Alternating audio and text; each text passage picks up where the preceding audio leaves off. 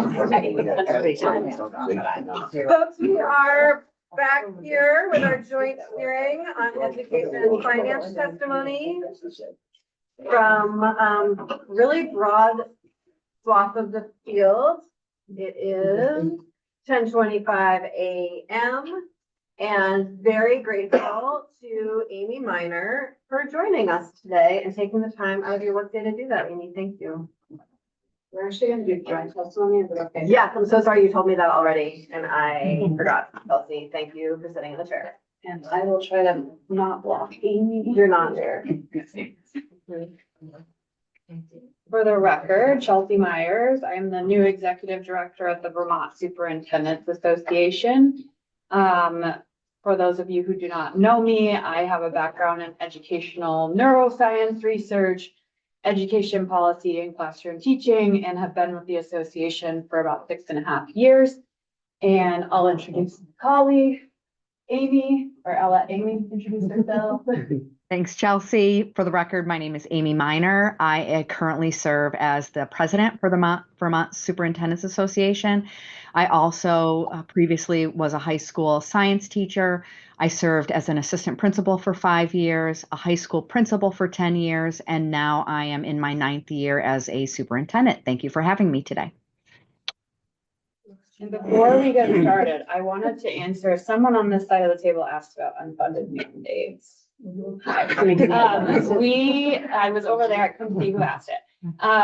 We have collaborated with consultants from the Agency of Education who had created a big database. I don't know if they've revealed that to you all or if they plan to, but it talks about not just unfunded mandates, but underfunded mandates as well, and does a really nice job of delineating that. And we worked really closely with APA consultants to help to populate that. And I think it's really insightful. So something to maybe be looking forward to from the agency. We have not heard about that at all. Thank you so much. Yeah, it's a great project. I hope I'm not putting them on the spot too much, but it was work that we really enjoyed doing with them and really did a nice job of parsing out some of those unforeseen consequences of some of the legislation in the last several years, because sometimes they are funded, but they incur other costs related to it. And it goes into all of that. So. Thank you for that. Yeah, thank you. Would you, a database? Is that the word? Yeah, well, it's like a spreadsheet, but Cool. Thank you. fancier word, I guess, is a database. It's big, so. So thank you for the opportunity to provide testimony on education finance reform. The Vermont Superintendents Association believes that any meaningful education reform must be grounded in the principles of equity, quality, and efficiency, values that are essential to ensuring success for all students. While superintendents recognize the need to changes to strengthen our education system, we must address the underlying cost drivers contributing to rising costs: healthcare, mental health, infrastructure, declining enrollments, and more. Large-scale reform must be carefully sequenced. Changing the funding system without simultaneously addressing the delivery system could create unintended consequences that undermine education quality. A well-planned, thoughtful approach is critical to ensuring positive outcomes for Vermont students. A comprehensive approach to education reform requires first determining the kind of education system we aim to achieve and then ensuring it's properly funded. Simply reducing funding without adjusting the delivery system risks negatively impacting students. Superintendents are open to discussing a foundation funding formula, recognizing that the current weighted per pupil spending range of approximately $10,000 to $18,000 is inequitable. However, we have concerns about discussions of models that assume a shift toward a delivery system that may not serve students, educators, and communities effectively. Specifically, we would like to highlight key considerations regarding district size and setting assumptions.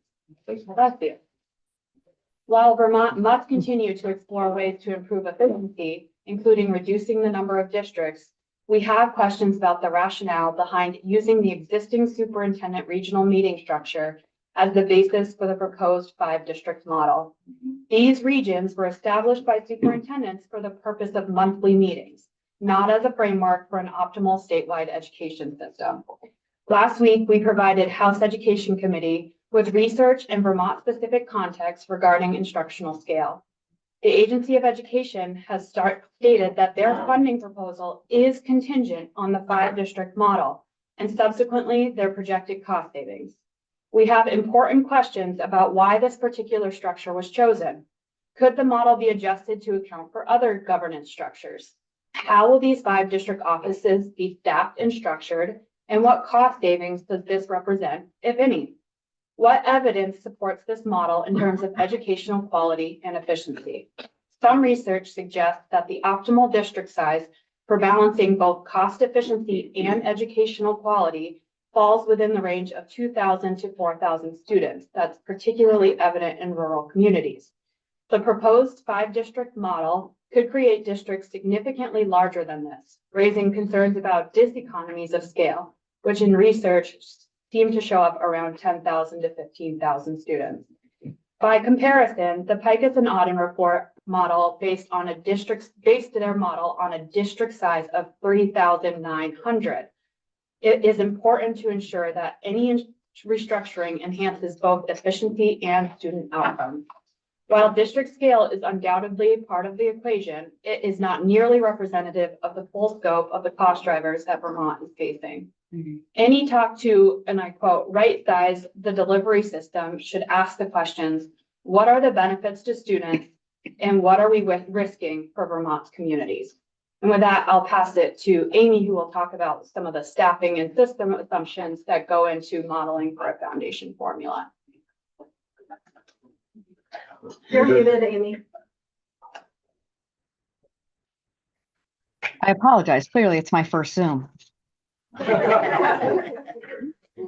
The Picus and Auden 2024 report provides a framework for adequacy based on staffing models, but it does not currently reflect Vermont's vision for education as outlined in our revised education quality standards and all of our existing laws, such as the multi-tiered systems of support, or frequently known as our MTSS work.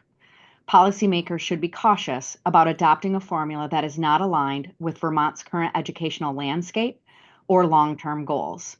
Additionally, ensuring adequate funding that remains stable through economic and political fluctuations is a key concern for superintendents. We need to be open to other models that account for how Vermonters define high-quality education systems. The current staffing tables that have been presented, used to define the base, do not account for recommended staffing levels for all department areas, and some areas need further discussion. So to give you a few examples, on the school counselors line, you'll see school counselors, social workers, and mental health providers. They're all grouped together. In my district, again, Colchester, a district with growing student enrollment, in order to meet the recommended staffing levels on that chart, I would need to make reductions in those areas. And currently, all of my social workers have wait lists to meet the needs of students. We know that the mental health needs of students are critical to the success of learning. Students need to be able to learn in the classroom, which means they need to be ready to learn when they enter the classrooms. And so having school counselors, social workers, and mental health providers is critical. Stripping schools of these supports that we've built could harm kids. We know in the model that's been proposed, we are questioning, will the 13,200 be enough to include existing music, drama, art, and athletic after-school programs? We hear that that number has been baked in, but I believe we need to be sure, and we need to be sure that it's enough for our students. Have we included costs for instruments, set design, costumes, uniforms, athletic facilities, sports equipment, the cost of officials, the cost for coaches, and the cost for site administration that we currently need to have at games and events, and of course, administrative oversight like athletic directors? The realities of what we currently provide for our students simply cannot be oversimplified. For a high school of 600 students in the staffing chart, you will note that it is recommended to have one principal and one assistant principal. My feedback to you is that especially in a system reliant on fewer central office staff as is proposed, this administrative building support of 2 administrators for 600 students is not sufficient. It will decrease the quality of experience for students, for families, and for employees. Building administrators are responsible for setting the tone to ensure a safe and inclusive environment for all stakeholders. Administration and support staff oversee things like student management, employee supervision and evaluation, professional development planning, attendance oversight, student discipline, creating and implementing the school's continuous improvement plan for accountability, managing school safety plans, implementing the behavior threat assessment system, investigating hazing, harassment, and bullying, managing the complicated Title IX process, and so much more. HHB and Title IX investigations can be lengthy and they can be time consuming. And with 600 students, 2 administrators will not be enough to get to all of those things and to do all of those things very well for students. Who will oversee special educators and IEP compliance? I could speak at length about the day-to-day requirements and job demands for a building level administrator. Large buildings will need more administrative infrastructure to successfully execute all of the legal requirements that schools are required to do. If we downsize these positions, I'm wondering who will take on those responsibilities. And on a snowy day like today, in my district of 2,200 students, I'm the one that gets to make the decision if school is in session or not. If I became part of a 34,000 school district, I would bet it would be the local building principal that then would also need to wake up at 4:30 to join the weather Zoom to then make that decision to ensure that they've made the right decision for their district. The final example that I would like to give you, and again, we're just giving you a few, are transportation costs. In the presentation that you heard yesterday, it was highlighted that they are estimating approximately $300 per student for transportation. So I took a look at our transportation contract in Colchester, again, a big district with growing student enrollment. We currently run 20 school buses. And if I just look at the transportation costs to and from school, the cost for each bus per day is $427. If I define the cost of my transportation contract by my number of students, that turns out to be $690. This does not include specialized transportation for students that may qualify for that. It also does not include any transportation costs for field trips that happen during the year or any transportation costs that we would provide for co-curricular activities. I'll turn it back to Chelsea. To conclude, we encourage these 2 committees to continue working together to align education policy with funding policy. As Dr. Tammy Colby recently testified, how will you define and measure equal opportunity or educational adequacy? This is a fundamental question that must be answered before moving forward. At this stage, we do not believe the current proposal fully accounts for what Vermont strives for in providing equitable and high-quality education for all students. We urge the committees to explore alternative scenarios that consider various perspectives on both the current delivery model and the future direction of the education system. We appreciate the opportunity to engage in this important discussion and look forward to working collaboratively to develop a funding model that supports Vermont students, educators, and communities. Thank you. Thank you. My first question is, you both gave very detailed, very helpful testimony, and I wondered if you could send it to Saoirse so we can reference it later. Sure, Thank you. Running a little behind Some schedule. numbers. Didn't get it today. out in time. Thank you very much. Appreciate that. Does anyone have a more detailed question? Yes, Representative Kimball. Sorry. Thank you. You both pointed out the problems of having a district so large. And I guess wondering if you have recommendations as to what would be the right size district. Is it the 3,900 that Pike has recommended? Is it different in every part of the state? Just thoughts. So when we testified last week to the House Education Committee, we recommend setting a minimum range of 2,000 to 4,000. Within that range would be up to you all, but that is based on what we found in the research as being best practice. And yes, there are some serious considerations that need to be given for geographic necessity and for infrastructure needs more generally. So just back of the napkin or back of the envelope, how many school districts does that end up with? About 40. Okay, thank you. That's at the smaller end of that scale, so Yeah. it could be lower than that too. 20 Yeah, 20 of them. Thank you. so much for your time. Wow, Really you all appreciate it. gave me the easy time and Jay the hard time, I guess. So, thank you. So- Appreciate so that. that-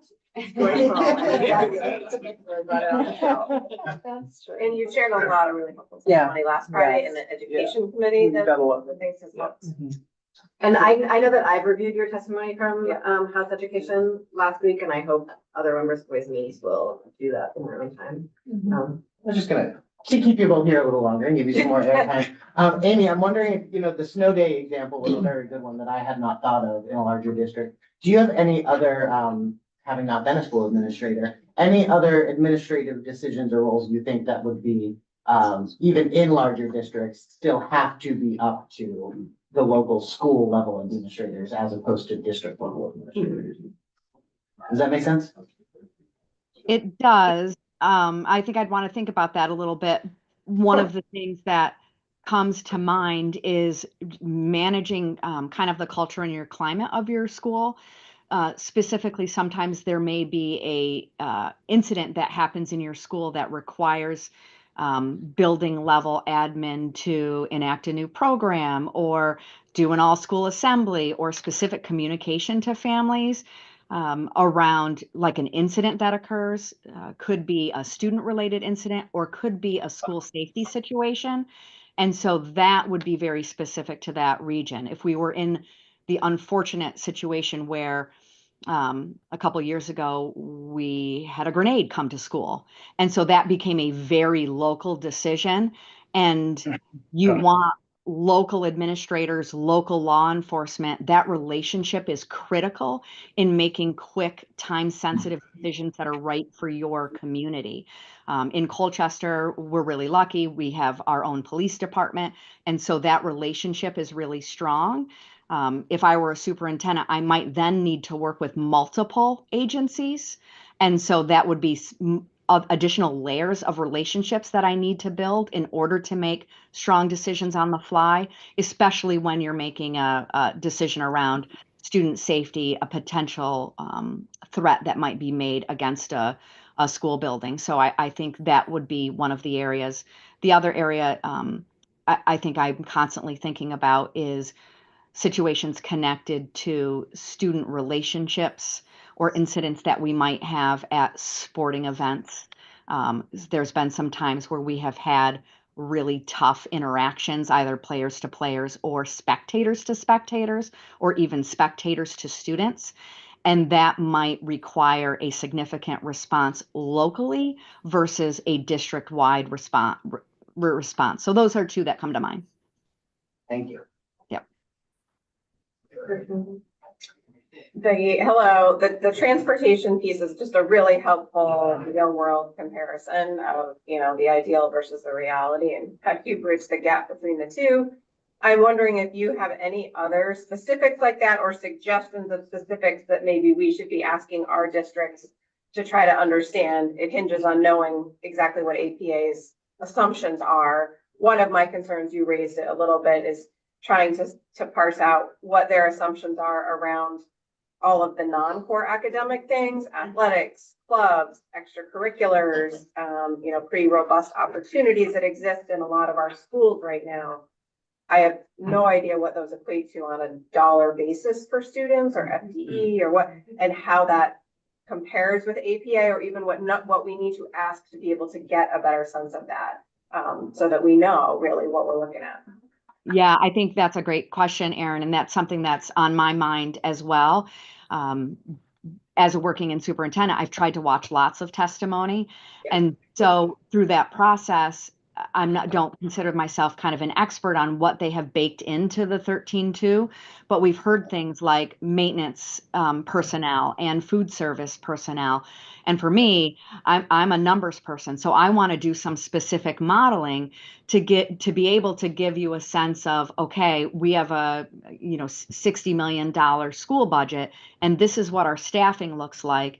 If we were to receive the funding formula as presented, I want to be really clear. It would be nice to do some specific school district monitoring so that we could model for you what exactly the impact is. Of course, my fear as a superintendent is that it would result in reductions, but I need to do a little bit more work to model that out to understand how food service, maintenance, custodial, athletics and co-curriculars, things that aren't specific on that staffing chart, and there's several areas. I think there's just a lot of uncertainty as to where we are in the process.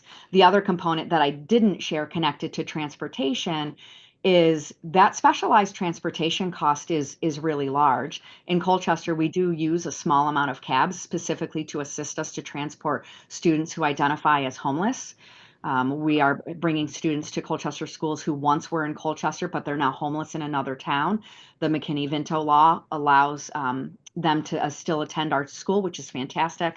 That's the right decision from the student perspective, but there's an additional cost there. We have 5 school district vans that we use to transport students. Colchester does have a pretty large geographic radius, but those types of transportation things are also not clearly listed, and they're not included in the numbers that I gave you for my transportation comparison. Kind of the last comment that I would make is around class size. I think class size is hard to just give you an average number. In Colchester, our numbers are strong. They're at or slightly above the education quality standards. We're looking at 22 in our K-2 schools. We're looking at 23 in my 3, 4, 5 schools. My middle school average class size is 22, and high school is around 22 as well. There is some flexibility that I think we would want, especially high schools and middle schools, to have, because many schools have in-house smaller sections for students that need extra instructional support. And I know in my middle school and in my high school, I have my own alternative in-house program that hopefully students then are taking some mainstream classes and some smaller classes. And so I think being really clear around what are the rails connected to class size to also allow us flexible pathways for students, where those pathways don't have to necessarily follow those recommended class sizes, I think is also essential in the class size conversation, because those unique classes are not clearly identified in the proposal that we saw. I'll just also add, we have a great working relationship with BASBO. You're going to hear from Heather next. I feel like that question is a project that we'd be happy to dig into more and really look. We just haven't had the time or all the information yet to do that. But I'm going to speak for Heather because I think she'll agree with me that we'd be happy to get together a little bit of a task force or something along those lines and tease that out a little bit more for you all. Yeah, thanks for coming. Appreciate it very much. We've been talking now for a number of weeks about things that are sort of the elephant in the room and not expressed very clearly, at least not up here, that I fathom, I guess. One of you, I can't remember which one, said that we don't have a organizational structure, decision-making structure. Well, on one hand, we're groping our way towards a decision-making structure.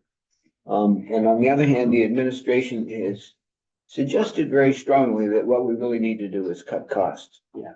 And those two things don't align very well at all. We don't have an organizational structure, decision-making structure that supports what the administration wants to do with regards to cutting costs. And I'm just suggesting, just throwing this out there, this is something that we need to grapple with here among these committees, because we're not going to make any real progress until we see how we can get those two really disparate notions together. Just comment, throw it out there. You all have a tough job. Well, that's why you hire us. We're right? happy to help them. And you all have very tough jobs too. Yeah. Yeah. Thanks for being here with us. Yes. Thank you. Thank you. Cool.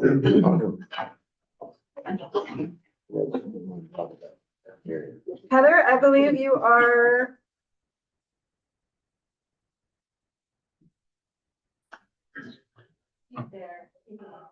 Great. Heather, are you with us? I am. Can you hear me? I can barely hear you speak. Peter's gonna turn up the volume, it'll all be okay, everyone.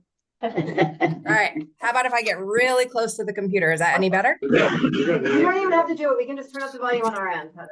Okay, okay. Great, thank you so much for joining us. Of course. Thank you for having me. And for the record, Heather Bushy, I am the current president of the Vermont Association of School Business Officials, or VASBO. And I also am the director of finance for the Essex Westford School District. I have been with the district for 5 years now, and my background before that was in public accounting, and I also worked for a good part of my career in healthcare. I, like all of you, we at VASBO are trying to work through what we have so far for the details of the proposal that has been sent out by the administration. And we have lots of questions and things that we're not entirely clear on in the proposal, but we do absolutely acknowledge from VASBO the benefits of district consolidation. And we do support exploring options to improve educational opportunities for all students. We believe that any decision regarding the optimal number of districts and their governance should be data-driven, factoring in educational quality, efficiency, student population density, transportation logistics, economies of scale, and community impact. As you heard from some of my other colleagues, VASBO also fully supports the reconfiguration of supervisory unions into unified school districts. As working with many of my colleagues who are in supervisory unions, we know that they are complex, administratively very inefficient, and impose a lot of burdens on those districts. VASBO is also open to exploring an alternative funding model that ensures equitable and adequate resources for all Vermonters. As business officials, we are very clear of the challenges with our current systems and the impact on our community members from a tax burden perspective. While we understand the governor's proposed foundation formula is a key component to his plan, we require further details to fully assess its potential impact. We are particularly concerned that implementing a new funding mechanism without addressing underlying cost drivers could inadvertently harm students. So as you heard my other colleagues say, 80% of an operating district funds are spent on salaries and benefits. And we've experienced a 16.4% increase in health insurance in FY25, and we're facing another 11.9% in FY26. And we really have to address that issue along with the other things that you heard my colleagues speak about, from mental health costs to facilities, infrastructure needs, if this is going to be successful. We look forward to receiving a comprehensive explanation and a financial model of the governor's foundation formula impact. As Amy said, we too have not seen a detailed model of this. And if Amy is a numbers person, you can imagine all of our business officials are ready to dive into some sort of a spreadsheet and be able to look at the impact of that. We are very interested to understand how the proposal will address some of these critical questions. How will we transition to a foundation formula? And will there be a hold harmless provision at all included in the plan? You might say, well, it's 5 districts, there's going to be a huge cost reduction as proposed, and so why would there need to be a hold harmless provision? But I would state to you that I have done modeling on this, what we have for information. Obviously, there's some assumptions in here because we don't have all the details, but I have done modeling, and some of my other colleagues have done modeling. And for some districts, this foundation formula means a significant loss in funding. And even if we are one big district, if Champlain Valley School District, Essex Westford School District are experiencing losses of funding we certainly cannot go to my colleagues who are wonderful, and I know they are very generous, but I can't expect that Franklin Northeast and my colleagues there would be willing to give up some of their funding in order to cover the deficits in Essex, Westford, and Champlain Valley. So it is a reality that this funding formula does have some gaps in it. And how are we going to transition to that without having serious impact on our students? How will the foundation amount be adjusted in the future so it can deliver ample resources over time, regardless of economic shifts? Will districts be allowed to spend over the foundation formula? We've heard a lot of talk about that. And if so, we have concerns about how equity can be ensured so that we're complying with the Brigham decision under that type of an arrangement. And then what will budget votes look like in communities under the foundation formula? The transitions associated with Act 127, the last minute fix of Act 84, and what resulted out of that in our budgets last year taught us the importance of really thoughtful implementation. And VASBO strongly urges that any changes to operational procedures include sufficient lead time, and we should require robust financial modeling that involves partnership with district leaders to avoid unintended consequences. Finally, we appreciate the governor's efforts to alleviate funding pressures this year, which provide an opportunity to explore systemic changes to education funding. However, we caution that shifting funds from general fund to reduce property taxes may be counterproductive if it leads to cuts in other vital programs, particularly universal school meals and mental health services.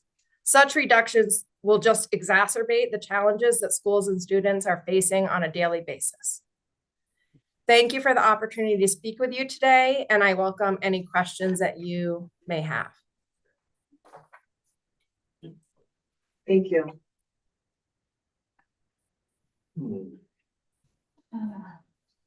Heather, I just want to thank the School Business Officials Association. Did I get that right? I always just call you the business managers. Thank you. Just so VASBO, just say VASBO. Thank you to all of the members of VASBO for your regular, very detailed, spot on, practical offerings of help as we have gone through many, many changes in our education delivery systems and funding. I am hopeful that some of the sort of modeling and data checking that we talked to the superintendents about is something that you all can jump in and help with, and I know you will. So I just want to thank you for that work in advance. And I do believe the Ways and Means Committee is going to be taking testimony next week on what governor's plan is calling the state guarantee, which is sort of the spending above the foundation formula. And so we'll flag that for you when we have it scheduled. Thank you. And I know that I've had conversations with the Agency of Education staff as well around the lack of clarity regarding how special education will be funded. The proposal indicates that there would be $70 million additional dollars for that. But in my conversations as recent as yesterday, I'm not sure there's full understanding of what that really means. And that would result in a very different model and impact if there isn't some solution for that. So when I hear districts talking about as large of a gap as $20 million under this model, that is associated with, in particular, how the funding for special education will be handled. So that is absolutely a critical piece to this conversation, and we need to make sure that we're fully understanding this before we go forward. Otherwise, we could be really resulting in loss of funding that I'm just not sure how we would address without completely dismantling the way we're delivering our education today. Because remember, 80% is staff And, a large percentage of that is our school-based staff. So you don't solve this solution by cutting administrative offices. In Essex Westford, our total cost for our administrative district office staff is a little over $3 million. So this is, in my opinion, not a district office cut and solve the problem. Thank you, Heather. We had a brief discussion yesterday about how the original move to the census-based block grant was designed around the particular finance structure we had. And if we had had a foundation formula at that time, likely we would have talked about a weighted system instead. And I think beyond that, there are lots of details to figure out about what, delivery looks like that we will leave to the education committee and maintenance of effort conversations that need to happen across the board, and just really appreciate you flagging that very much. I know Representative Holcomb's especially interested in us taking further testimony on that. So thank you very much. Any other, Representative Kimball. Sorry, I hate to ask this question, but Heather, you're probably in a really good position to answer this. We heard earlier testimony about, does the baked in base funding account for all of the extracurriculars and everything else that's spent? I'm just wondering about a uniform chart of accounts. If it's consistently tracked between the different school systems, all of those different expenditures, can we actually analyze and compare by district? Absolutely, yes. Using that uniform chart of accounts, there is a category for co-curriculars and athletics, and you would be able to get that data from the Agency of Education based on the way we submit our financial data on an annual basis.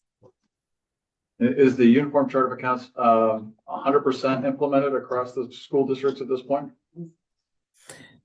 To my knowledge, what I would say to you is I think it is a large percentage. I don't know that we are at 100%. Okay, makes it difficult. Thank you. I'm saying if we have time, and this is a question that if it's been answered somewhere else, or we're gonna spend more time on it, I certainly won't ask the question, but Heather, maybe you're the one that can make me understand a little bit better about the provision about doing away with universal school meals. Again, prior to pandemic, there was a process for free and reduced lunch. Last year, the amount initially was around 28 million, I believe, 29 million. Now it's down to around 18 million, I guess. Why is there such a decrease in that amount going forward? And what is the real issue with going back to a free and reduced lunch program? Heather, you are welcome to answer that. And we are going to take further testimony. The Agriculture Food Systems Committee took significant testimony on this, are sending us all a memo about their testimony, and then we'll dive into the numbers if needed from there. But Okay. Heather, you're also absolutely welcome to answer. Yeah, I would say as far as what the estimates were versus the actual, I didn't have any part in those. So I don't know why there was such a discrepancy between the original projections versus what actually panned out. So I can't answer that piece, but what I can say is I know in the original rounds of testimony, Essex Westford students were, people were involved in some of the testimony and really got up and spoke about the stigma associated with a free and reduced lunch model in the way in which it was originally constructed. And I think that, I would encourage people, if that testimony still exists, to go back and watch that. And I know that our students really spoke powerfully about the change that has made for them, moving from free and reduced the way it used to be to having free meals today. And I know that my child nutrition director is involved heavily in, and you may actually hear from him when you take that testimony. Thank you. Thank you for all this you've been sharing with us today. I want to go back to Representative Kimball's question just really briefly and ask if you could share the difference between the common chart of accounts that you just discussed, which he asked about, and and an investment we had made in the legislature in an e-finance system. I think we gave about $5 million to invest into an e-finance system that was supposed to really help us, and that was not fully implemented. I do know some did. I don't know about yours. But could you just explain the difference between the two? Absolutely. Happy to do that. Sorry. So you can have a uniform chart of accounts, and that can really be applied to any financial system that you use. So having that uniform chart of accounts allows us, regardless of what financial system you're in, to be able to model and configure your chart of accounts in the way that is compliant with what the state has laid out. We are a district that did migrate to eFinance. We transitioned over in FY20, so we've been on it for a few years now. And I do think that there is huge benefit also, not only in having a uniform chart of accounts, but in having a uniform financial system. And I would say a uniform student information system. Districts and the Agency of Education spend a lot of time submitting data or requesting data that they need. And when we are on different systems, the Agency of Education doesn't have the ability to just pull that data themselves. What I can tell you is for the districts that are on eFinance, the Agency of Education goes right into the system and pulls the financial data out themselves. It is a lot less work for those districts that are on the system, and it allows really the agency to be able to pull that data whenever they want to get it. So I believe strongly, and I know many business managers strongly believe that continuing to move forward with a uniform finance and student information system is critically important in achieving the things that we want to achieve in the state. Thank you so much. That's really helpful.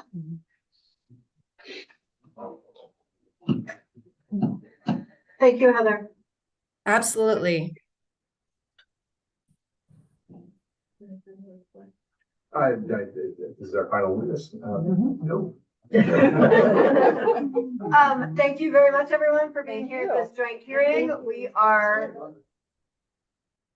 done for the morning, and folks are back wherever they're supposed to be in the afternoon. Enjoy your lunch. Hey, folks, let's go back to the committee and